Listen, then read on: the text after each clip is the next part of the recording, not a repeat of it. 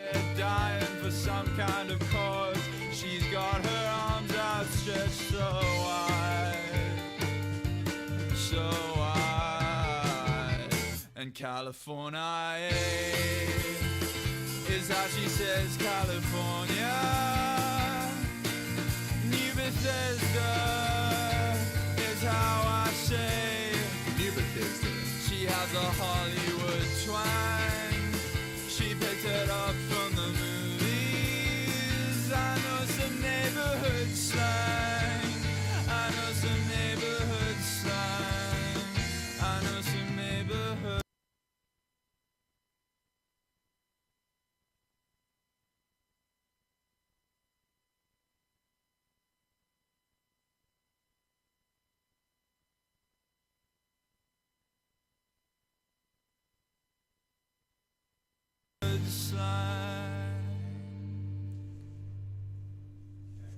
All right, so that was California by Champion Trees.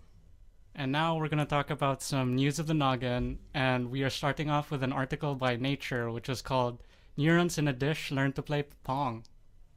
And so I'm going to give you a little summary on that.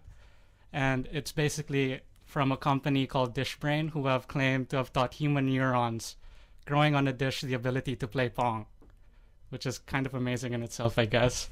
And the dish itself contains thousands of electrodes, which acted as an electric signal for the neurons to move the Pong paddle. When they hit a ball, they were stimulated by the electrodes at a particular location and frequency, giving them a way to learn patterns in order to hit the ball. Wow. Yeah, and now we have Julie with us, who has a bachelor's in neuroscience and is also an amazing person who's going to lead us through the whole thing and give us some background information on the whole research on it. So hi, Julie. Hi, I'm happy to be here. Yeah, happy to be here with you too. Yeah, so essentially they were able to replicate a process that occurs naturally in the brain, so learning, self-organizing, and coming together to achieve a goal. So they were able to do that in a dish in real time for the first time, actually. So it's pretty exciting. Yeah, that is really exciting. And so this is an interesting topic, but do you know any previous research on this that kind of builds up on this? Yeah, so the difficulty, they were able to do some of this work in vivo, so in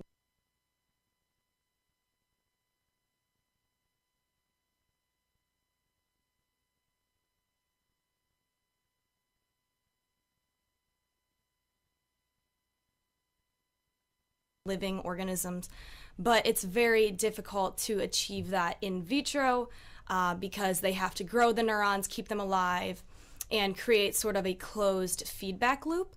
So there was previous research sort of like this in vitro in a dish, but they were not able to create a closed feedback loop. So that means real-time feedback from the electrodes. So they weren't able to accomplish that, but for the first time, we are seeing the neurons actually be able to learn and change their behavior, and they weren't able to do that in the open loop feedback system. Wow. All right. So they were able to respond in real time while playing Pong. Yeah, So what's Pong? I guess it's a computer game, Yeah, right? it's an old vintage computer game where, there are two paddles on each side, and there's a ball that bounces, and you have to keep hitting it or else you lose. Okay. Yeah. All right. And Yeah. They played Pong? So essentially they are responding to a certain firing pattern because neurons like predictability, they like patterns. And so when the paddle missed the ball, there would just be, the electrodes would give off a very random, sort of unpredictable pattern of firing, and neurons do not like that. They like to create pathways that they can use over and over again, and they become faster and more efficient. So it's sort of just, the study is sort of just harnessing this natural inherent property of neurons to want to repeat predictable patterns of activity. So are you saying, is the word learning the right word for that then, if we're basically just spoon feeding them? Yeah, You know, it's interesting when you get into that conversation of artificial intelligence. In a sense, you know, they are learning because that's how our neurons function in our brains.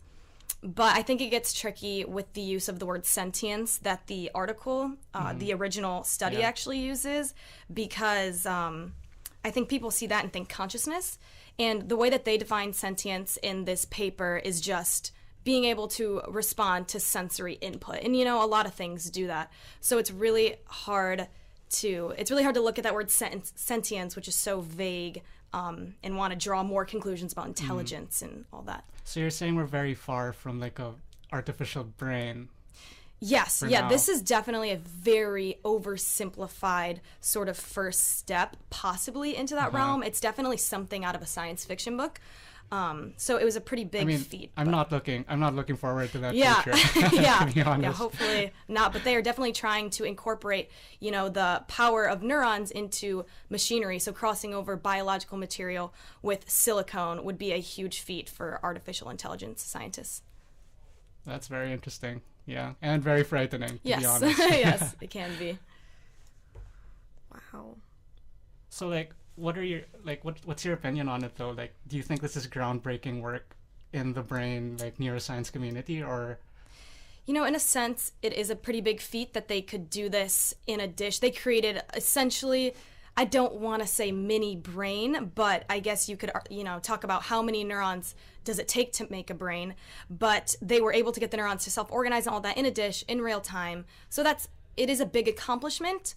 But I think there is room for people to sort of sensationalize it, like these neurons are, you know, an autonomous conglomerate of cells, which is sort of the ethical gray area. And I think just the fact that they're playing Pong is already sensationalizing it, right? Yeah, absolutely. It's a little more simplified than that, maybe, but yeah. So what do you think are some of the future implications of this work? Like, where do you think we can go from here? So I'm hesitant to speak too much on artificial intelligence, as that is not my area of expertise, but essentially our brains are supercomputers, right? So artificial intelligence scientists have been studying the brain. How can we make our artificial intelligence better and more like the human brain? And so they're sort of just skipping the middle step and saying, what if we use the stuff of the brain in our artificial intelligence so it's just like how the brain neurons work in a sense.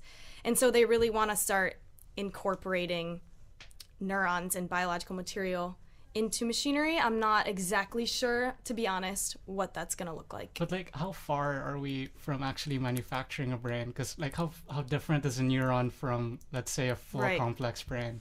Right, you know, and that's the question that scientists are asking themselves right now as well.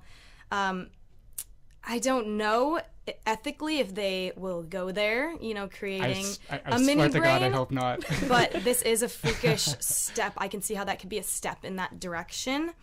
But they use 800,000 neurons, I believe. And just for reference, I think bees have 800,000 neurons in their brains. But obviously, you know, humans are very separate in our abilities than bees. But it just comes to the argument of what constitutes a brain. And just mapping that out. So it's a very unknown territory that we're entering. Are you excited for it? Like this new future we're seeing? It is exciting that they're able to harness the power of neurons to make artificial intelligence. I have reservations, definitely, because I can see how quickly it can cross over into this, again, ethical gray area. Yeah. So, I don't know what direction it's going to take. I don't know if I'm excited. I don't know what to feel yet, but we'll see as more research is built up. As long as we're not going to end up in like a Westworld scenario, I think we're good. I think it could be a useful tool if used in the right ways, as with most science. All right. Well, you know, it's great talking to you, Julia. Yes. Thank you. Yeah, thanks for having me today. Really nice talk. Yeah, really definitely. Interesting topics. Yeah. And Yeah, wow, you're a real expert. Thank you for being on air with us today. Thank you. Yeah, thanks for having me. All right, so back to the music now. We're going to listen to Can't Get Away featuring Emma London by Seto and Automatic. Guess I'm under motion, but we can't keep pretending we're alright. Oh no, feeling in slow motion. I try to keep my head up high. You're dragging me down and I can't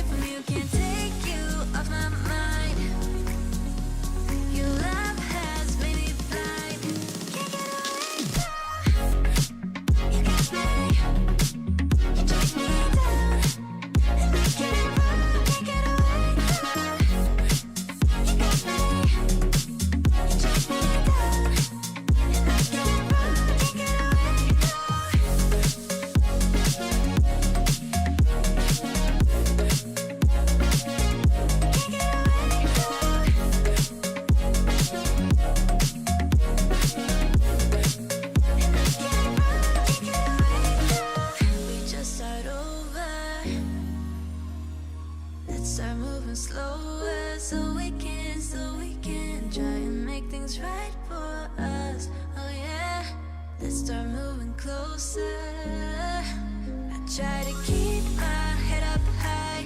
You're dragging me down and I can't keep moving right. Can't get away. I'm looking for a sign, something to guide me, but my mind ain't acting right. You have me by my heart. I can't break us apart. Can't get away from you. Can't take you off my mind. Your love has made me blind. Can't get away from you. Got me. You take me down, and I can't get away from you. You got me. You take me down, and I can't get away from you.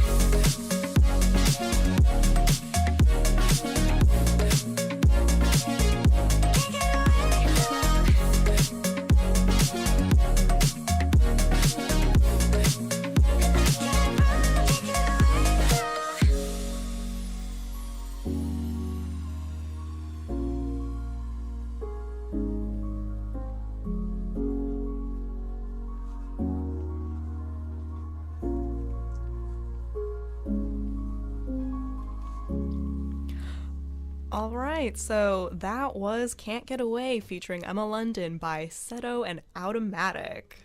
And now we'll be moving into a segment that hits close to home as science media production students, and that is the subject of science and the media. Surprisingly enough.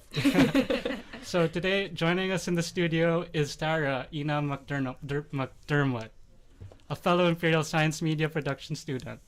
So hello, Tara. Hi guys, thanks for having me on. Thanks for joining us. How are you feeling this afternoon? I'm good. I'm very honored to be part of the first one, and It's a huge honor.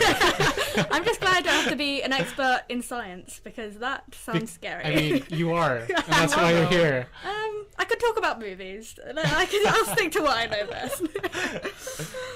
All right, so for the general audiences, last week in one of the classes we all took together, we discussed the 1975 blockbuster film Jaws, directed by Steven Spielberg. And spoiler alert for those who haven't seen this movie, it's about a man-eating shark terrorizing a touristy New England beach town.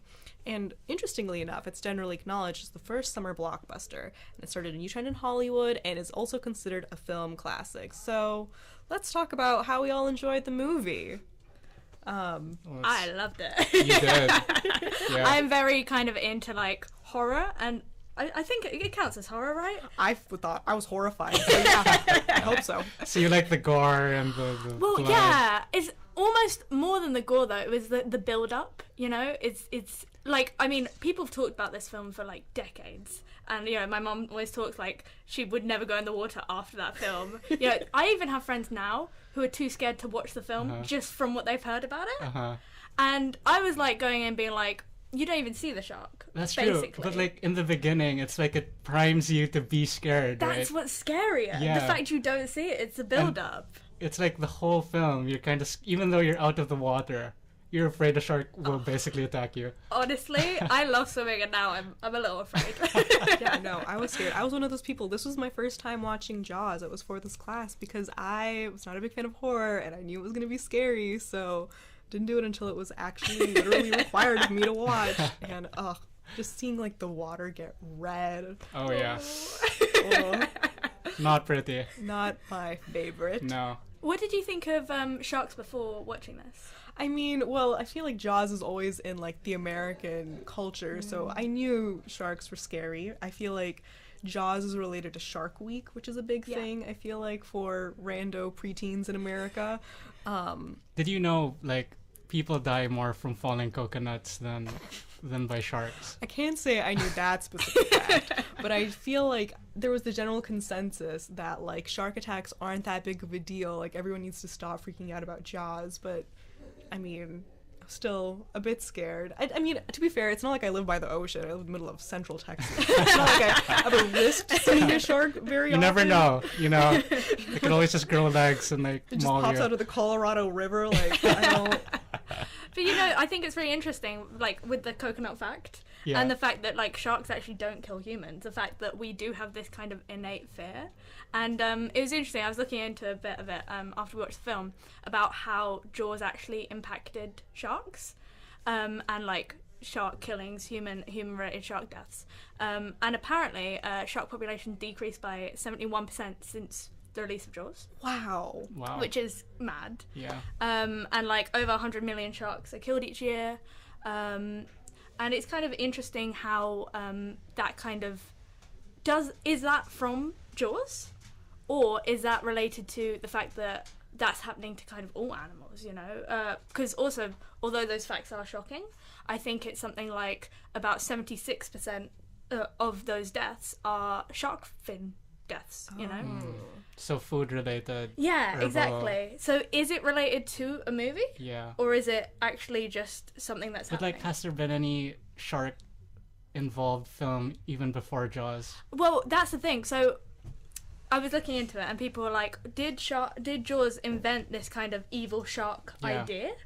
And it seems like the kind of fear of sharks were around, and that's what Spielberg was kind of like tapping into, Right. you know, because obviously sharks are scary. And I mean, you if do you hear look about at it. if you look at like old images of like sailors and like Yes. old boats, they do like picture sharks in a terrifying way already. And also, I mean, I'm sure it is partly because it's in the media. They do just look evil. Like, I really do. like sharks, but it's not their fault. Yeah. They just. Yeah, I read somewhere that Jaws the movie was adapted from a book, and that book was based on a 1916 shark attack story that happened in New Jersey. Wow. So, That's fascinating. New Jersey. New Jersey. I'm telling you, places. everything happens in New Jersey. Yeah, I mean, like, but I guess what I would say is, although we don't know if it's like linked to a film, what I personally, having looked at it, I feel like, conservation-wise, obviously we care about pandas. They're very cute and like just want to die for some reason. We desperately have to try and keep them alive. But like with sharks, it is something that there's an issue with, because who wants to save the sharks when most people Yeah. are afraid of sharks? So that's why stuff like Shark Week is important. It is. And I feel like it does make an impact on Yeah. like the younger population. Like Shark Week. Yeah, Learn about sharks. I think it's a bigger thing in the US than over here. I would I feel like now I need to be. It's more. Is it like in July Wait, or something? when is To Shark be honest, I don't know when Shark Week is. I just remember it happened. I think it's July, when most people are going to be in the ocean and afraid of Week? sharks. I think the bigger question is, did Sharknado have a positive impact on sharks? I think a positive one. You I think think you're so? right. Yeah. I think it made sharks cool. Oh, another movie that made me a little scared of sharks was Finding Nemo, right? When Oh, fish yeah, are you're friends, right. not food, but then he like attacks them anyway once he smells the blood. That scene scared me when I was 3. So yeah, when I was looking into it, when the study I talked about, they looked at all the films from like 1975 to now and looked at whether sharks are portrayed positively or negatively, and I think it was like 96% was negative, but Finding Dory, positive. There's a great shark in that. Wow. Finding Nemo, he's on the edge. He tried. A fun fact I learned is that in Finding Nemo, that big great white shark, Bruce, is named Bruce because in Jaws, Steven Spielberg called the animatronic shark Bruce. Oh, so I it's did like not a know callback. that. But That's you know a why great he called connection. he called him Bruce because that was the name of their lawyer. He wouldn't let him do all the fun stunts he wanted to do. Wow. But yeah, it was a great film. I really enjoyed it, and I don't think I'll be going in any water anytime soon. Yeah, and it's a very good like psychological film too, don't you yeah. think? Yeah. All right. Well, we're going to go into a little music break, and then we'll get back to the shark conversation. But up next is Back to You by Martel.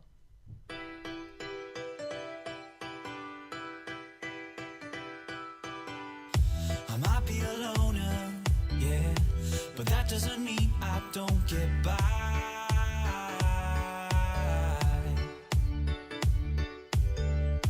I might be a stoner, yeah, and I couldn't let go if I tried.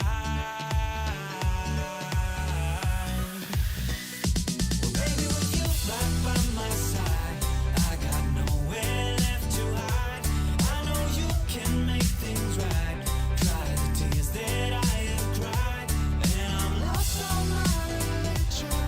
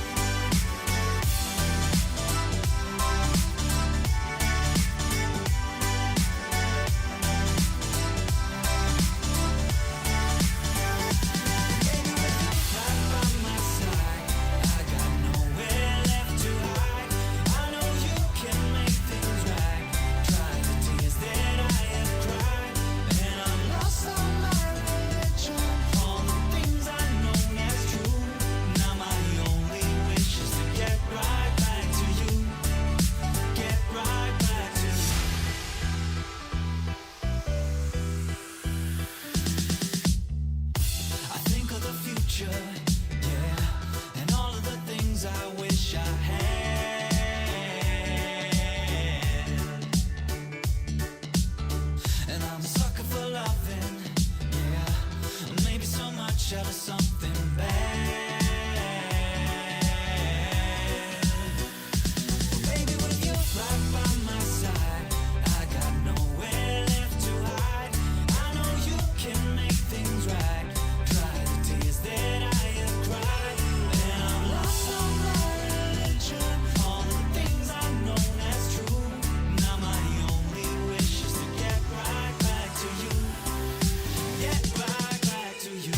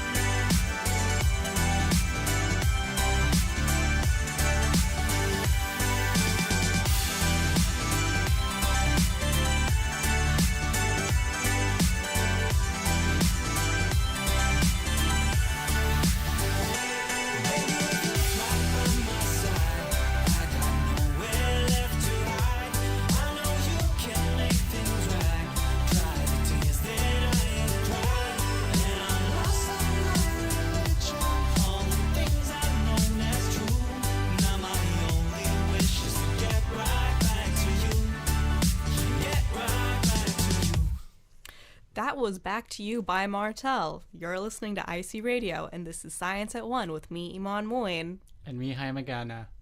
Still to come, we've got a couple things on our plate. We've got Jaws, More movies. More movies. More animal-related films. and a quiz show. All of that coming up soon. So, yeah, Tara, let's get back to talking about movies, sharks, all I the could good do stuff. this all day. Oh, so could we. So what did you guys think of the oceanographer in it, and how like scientists were portrayed? Yeah, so one of the main characters, I think his name was Matt Hooper? Yeah. He was like a fancy oceanographer from like, I guess, I'm assuming Woods Hole, Connecticut, a fancy science place over there. And I feel like he said some really dramatic things about the shark, but he was like the designated scientist. And like one quote that is really famous is, "What we're dealing with here is a perfect engine, an eating machine." You sounded exactly like him. Thank you. I was working on his accent of, New Englander. And I just thought that was really interesting because I don't know if like a shark scientist would ever say that in real life. I did feel like he added a bit of credibility to the film. Like, you do feel like it's more based on fact whenever you see him. Yeah. Yeah, but is it? No, definitely not. It's just, it gives you that feeling that, since there's a scientist involved, there is a professional who really knows his stuff in the film. Yeah, he felt like the protector against the shark. It was finally someone who knows what they're saying when you're in a crowd of people who don't. So it's kind of, as much as yes, I kind of agree from a point of view of shark lovers, he's not the best one. He is a hero in the film, which is kind of interesting to see, like, scientists as the good guys, which is not always the case. But there is one part in the film where he kind of mentions, like, yeah, he does this all, intense research and stuff, but he's like from a family like with a rich background, and I don't understand why they even mentioned that. Like, do you have any like thoughts on why? So I think it was kind of I think we brushed a little bit on this in our film theory discussion, so I don't want to take credit. But it was kind of like looking at three different types of like men, right? You have the kind of the main character who's the kind of sheriff guy, and he's like the kind of all-American type of dude. The New Yorker. Oh yeah. It's like, I'm from the city, the beach doesn't matter. Yes, yeah, okay. Exactly. And then you have the kind of like fancy, educated guy, rich guy, who knows what he's talking about but doesn't actually understand the people, whereas the kind of sheriff is a man of the people. Mm-hmm. And then you have this kind of like insane man who just goes and kills sharks. So it's kind of interesting seeing like three different spectrums. And it was kind of yeah. But do you think that kind of like personality is attached to the scientist, or is it just attached to this character? No, I think definitely the kind of. So he was deeply impassioned about what he did about sharks and everything, but he didn't actually care about the sharks. He just kind of cared about the science of it, right? And I think scientists in media, in a lot of media, traditionally are shown as kind of quite detached. You know, they get on with their stuff, but they're not there like emotionally, which I felt for him. Okay. But he also was someone who knew what he was doing. He was in charge and he was like aware. And it was also interesting, kind of. So when I first watched Jaws, it was kind of height of the pandemic. And, you know, we were watching this thing where everyone's telling people, close the beach, it's dangerous, and then people desperate to keep it open. So it's kind of, it was an interesting moment to watch that film. And it was kind of interesting to think about how, in the film there, and also at the time of COVID, you know, people were hesitant to trust scientists sometimes, even when they've got the facts and stuff. And sometimes it is because of that detached nature that they have. So, like, do you think there's any film right now that's kind of like maybe showing science in a positive light? Maybe, like, do you, like, off the top of your head? I think we've come very far in our kind of portrayal of scientists, and I think there's a huge wide variety. You know, just off the top of my head, I'm kind of thinking it's a film like Hidden Figures, where you see the lives behind the scientists, I think really humanise the scientists. And then the same with a lot of biopics that we've seen recently, like Alan Turing and things like that, where you kind of see a bit more humanity there, and not just someone who is kind of obsessed with their work and the work is the forefront, personally. How about yourself? Not off the top of my head. Yeah, I'm learning from you right now. Yeah. Now I'm trying to think. Yeah, all those biopics, I feel like there's been a lot of biopics on science. That's true. Right? Like Actually, The Theory of Everything, The Imitation Game. Yeah, there is one with Ryan Gosling, and it's like Damien Chazelle directed it. Oh. Is it the space one? Yes. Oh, although I've never seen it. I feel like I watched my dad watch it. I think that's probably the best way to watch film, to be honest. I think I watch a lot of films that way. But when we were talking about Jaws, thinking about scientists, it was we kind of started talking about Spielberg and his almost change in the view of scientists, and another very like important film for science and scientists was Jurassic Park, with the evil scientists, kind of like completely going straight for the science, not caring about the people again, but in a way that was not a protective thing, in a way that was ill-advised. Yeah, that's so true. It was true. It's so true. Yeah, no, I mean, like, Jurassic Park. Yeah. Has everyone seen it, by the way? I've seen but Jurassic. like a long time ago. And I know that they give like scientists like a bad rap in that too. Yeah, and do you know what's interesting? Like, Jaws made people scared of sharks. Jurassic Park made people love dinosaurs. I guess it's because the dinosaurs can't come and kill you. That's so true. That helps. Yeah. That really helps. And they look cool. Yeah, They do like, look very you see a cool. dinosaur, like, you can go to an aquarium and see a shark. But if you go and see a dinosaur, it's bones. You know, like, that's not... It's not going to break out of its cage because it can't move. Unless it's not at the museum. Yeah, I mean, if they were alive, we'd be giving them a bad rap. Yeah. For sure. If dinosaurs were around, I think we'd be scared. We'd all be dead. Yeah.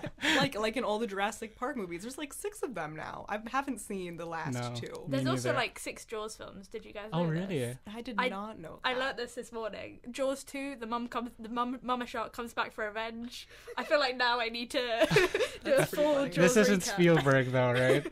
I don't actually know. I hope so. That would be great. They can't be very good. We've never heard of them. Well, we'll find out. I guess so. Next show, Jaws review. 1, 2, 3, 4, 5. Yeah, but I guess like the scientists in like Jurassic Park, right? Like the whole premise is that the scientists went and they like found the dinosaur DNA and they recreated it and like they brought dinosaurs back.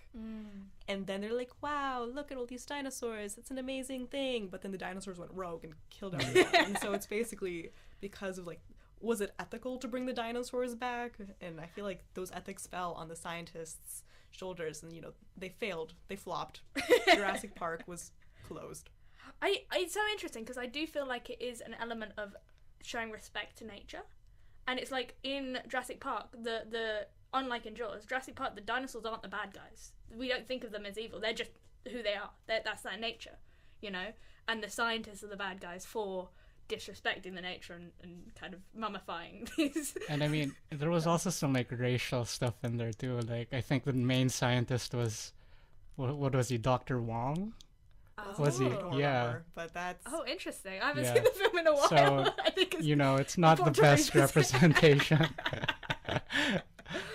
Oh, but all good fun.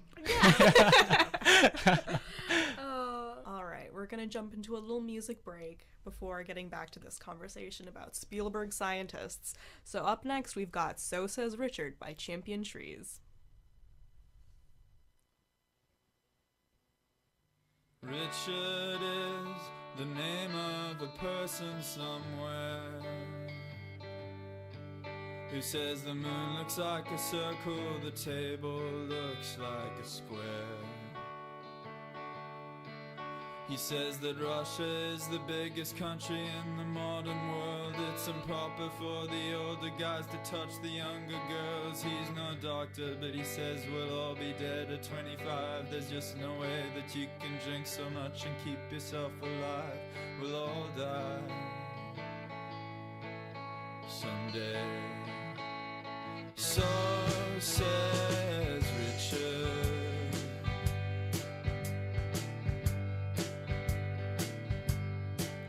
He says that Canada is not the biggest country in the world. It's improper for the older guys to touch the younger girls. Please ensure that you do never look a big dog in the eye.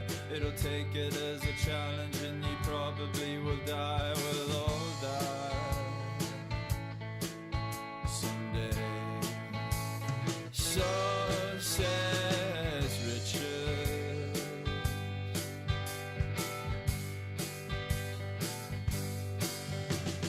Richard gives good advice to the kids. Richard gives good advice to the kids in my town.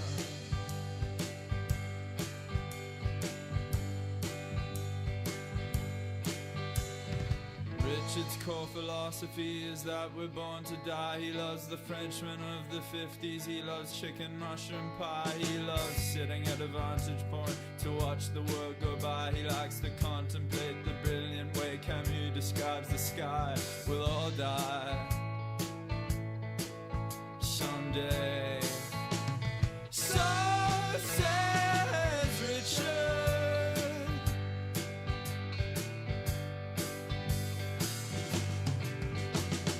Richard gives good advice to the kids. Richard gives good advice to the kids in my town.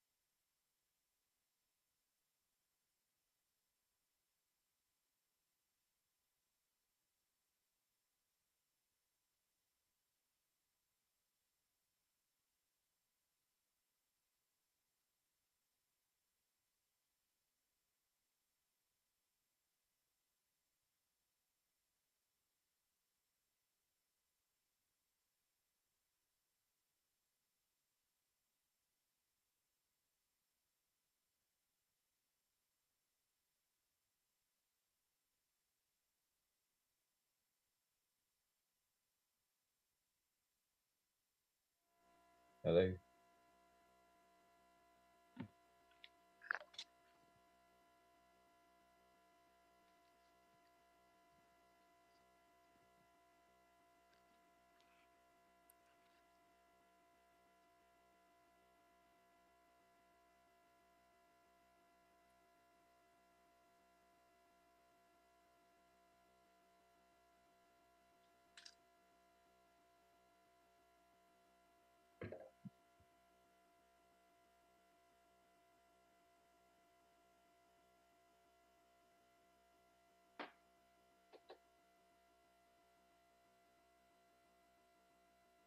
Hello.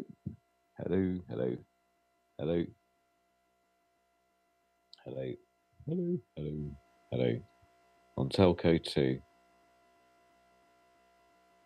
That's weird. The presenters can't hear me. Hello. Hello. Hello, presenters. Can you hear me? Hello. Hello. Hello. So that's coming in from my phone.